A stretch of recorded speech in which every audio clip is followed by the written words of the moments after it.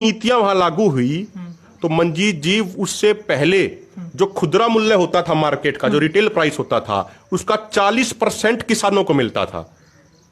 और जैसे ये नीतियां अमेरिका यूरोप में लागू हुई तो रिटेल प्राइस का, खुदरा मूल्य का मात्र 15% वहां के किसानों को मिलता है। यानी वो 25% जो था उनको पहले मिलता था वो कंपनियों के हिस्से में चला गया वो। तो जब अमेरिका और यूरोप में ये चीजें फायदा नहीं पहुंचा पाई तो भारत में किसानों को कैसे पहुंचाएगी? नंबर एक बात। अगली बात है, समझिए, हम अमेरिका में जो किसान हैं वहां पे सिर्फ 2% किसान हैं और एक किसान के पास हजारों एकड़ जमीन होती है। वहां पे खेती बिजनेस है और एक किसान को वहां पे लाखों करोड़ों रुपए की सब्सिडी हर साल सरकार देती है। अमेरिका तो 5 गुना बड़ा है इंडिया से। बड़ा भी है। और आप देखिए अभी जो उन्होंने अपने जो उनके सीनेट है उसमें लेके आए, अमेरिका ने ये कहा कि वो अगले 4 साल के लिए $810 बिलियन की सब्सिडी अपने किसानों को डायरेक्ट कैश सब्सिडी दे रहा है। $1 बिलियन में मैं आपके व्यूअर्स को समझा दूं, हजारों लोग हरियाणा में आपको सुनते हैं, $1 बिलियन में हो गए 7,500 करोड़ रुपया। तो $810 बिलियन तो वो डायरेक्ट कैश दे रहे हैं। वहां पे उनके लिए वो धंधा है, वो बिजनेस है खेती। हमारे यहां पे सब्सिडी से किसान का पेट नहीं पलता है, हमारे यहां पे फसल बेचने से वो पेट भरता है। और यहां पे फसल अब सरकार खरीदना खत्म कर रही है WTO के दबाव में, गैट समझौते के दबाव में। ये उन्हीं का दबाव है कि सरकार अब MSP को खत्म करने जा रही है। जब वहां का किसान उन मुक्त व्यापार नीतियों को नहीं झेल पाया, अमेरिका यूरोप का किसान, तो हमारा यहां पे किसान जो पहले ही मरा हुआ है वो उन मुक्त व्यापार नीतियों कैसे झेल पाएगा? तो ये बिल्कुल साधारण सी समझने की बात है। ये सरकार जो है, सरकार का एजेंडा बिल्कुल साफ है।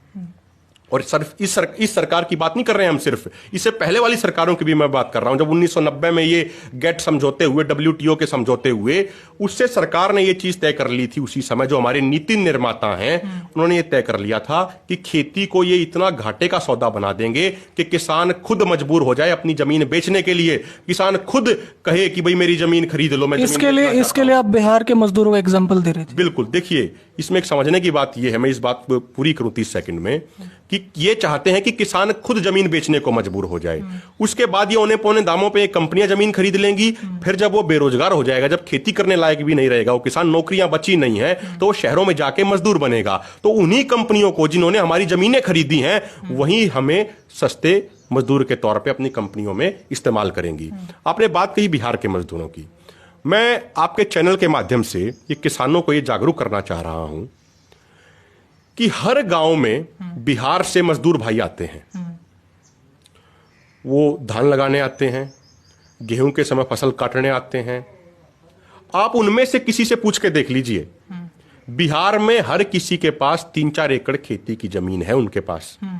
लेकिन उसके बावजूद वहां का 4 एकड़ का किसान यहां के 2 एकड़ के किसान की जीरी लगाने आता है, धान लगाने आता है। उसका कारण क्या है?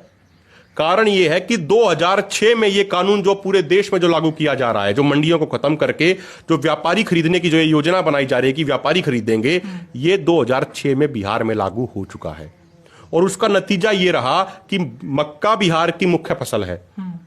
मक्के का सरकारी रेट मंजीत जी 1850 रुपया क्विंटल है और बिहार में किसान का मक्का खरीदा जा रहा है 500 रुपया क्विंटल में। तो जो बिहार के हमारे मजदूर भाई आते हैं, जब उनसे बात करते हैं तो वो बताते हैं हमें कि भाई हम तो अपने जानवरों के लिए चारा कर लेते हैं, अपना खाने के लिए अनाज कर लेते हैं, बाकी जमीन को खाली ही छोड़ देते हैं क्योंकि कोई खरीदने वाला नहीं है। अब अगर आप मक्के का देखेंगे, अगर कोई 500 रुपए में खरीदेगा, पिछले साल यहां पर मक्के का देख लीजिए, यही हुआ, 1000 रुपए, 800 रुपए, 1100 रुपए क्विंटल में बिका। तो वो ये कहते हैं कि हमारी लागत तो कई गुना ज्यादा है, 500 रुपए में तो हमारी लागत भी पूरी नहीं होती, तो वो अपनी वो जमीन को खाली छोड़ देते हैं। तो जब हमारी सरकार, हमारी केंद्र सरकार जो अध्यादेश लेके आई है, जब ये पूरे तरीके से, अभी तो राष्ट्रपति के साइन हुए हैं, महामहिम राष्ट्रपति के, अब ये संसद में भी पास करा लेंगे, दोनों जगह इनकी मेजोरिटी है, लोकसभा राज्यसभा में। जब यहां पे भी सरकारी खरीद बंद होगी तो हमारा हाल तो बिहार से भी बुरा हो जाएगा। हमारा जो आज का नौजवान है, नौकरियां उसके लिए है नहीं, खेती वो करने लायक उसको ये छोड़ेंगे नहीं, मजदूरी वो करेगा नहीं दूसरी जगह जाके। अब देखिए बिहार के मजदूर भाई आते हैं, कोई खेत में किसी कोठड़े पे सोता है रात को, वहां इतने मोटे मोटे मच्छर होते हैं, तो हमारे नौजवान ये दूसरे राज्य में जाके मजदूरी भी नहीं कर पाएंगे। ये तो ये करेंगे क्या?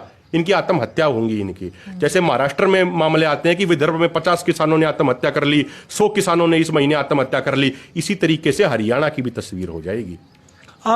ये लोगों का रिएक्शन है। कुल मिला के जो 3 नए अध्यादेश हैं वो किसानों के देखिए, हक में नहीं है, आपको ऐसा लगता इसमें है? एक चीज मैं आपको बताऊं, जैसे एक और जो अन्य जो मुख्य अध्यादेश है इसमें, वो है कॉन्ट्रैक्ट फार्मिंग का, कि भाई ठेकेदारी वो बहुत प्रथा है, important है। ठेकेदारी प्रथा एक तरीके की। मैं बिल्कुल सरल भाषा में आपके लाखों व्यूअर्स को समझाऊं इसको, तो होगा क्या कि जमीन हमारी होगी, खेती कंपनी करेगी, हमें उस पर मजदूरी करनी है बस, और कंपनी अपने हिसाब से खेती कराएगी। वो कह देगी कि भाई ऐसे ऐसे आप करो।